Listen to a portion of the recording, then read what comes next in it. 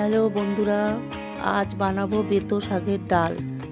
বেতো শাকটা আগে ভালো করে বেছে ভালো করে ধুয়ে রাখতে হবে। ডালটা মুসুর ডাল বসিয়ে দিলাম, মুসুর ডালটা দিয়ে দিলাম। এবার মুসুর ডালটা বেশি সেদ্ধ হবে না, মানে আধা সেদ্ধ থাকবে। তারপরে সেদ্ধ ওর মধ্যে শাকটা দিয়ে দেবো। ডালটা অল্প সেদ্ধ হয়ে শাকটা দিয়ে দেবো। ওর মধ্যে নুন, একটু মিষ্টি, একটু হলুদ দিয়ে তারপর নামিয়ে দেবো।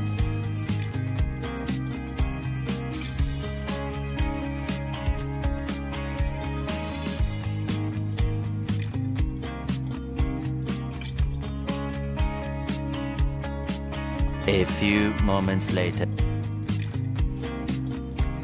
এবার শাকটা দিয়ে দিলাম।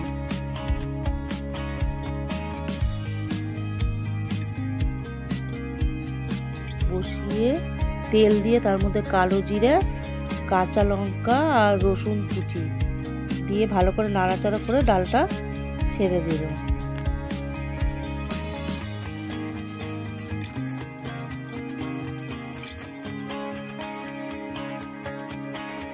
এবার ডালটা ছেড়ে দিলাম, একটু ফুটলে তারপর নামিয়ে দেবো।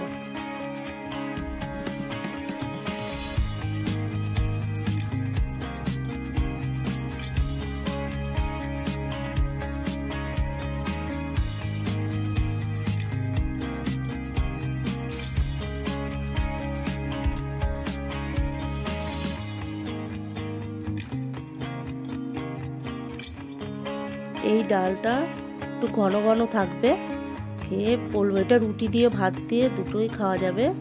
খেয়ে বলবেন কেমন লাগছে।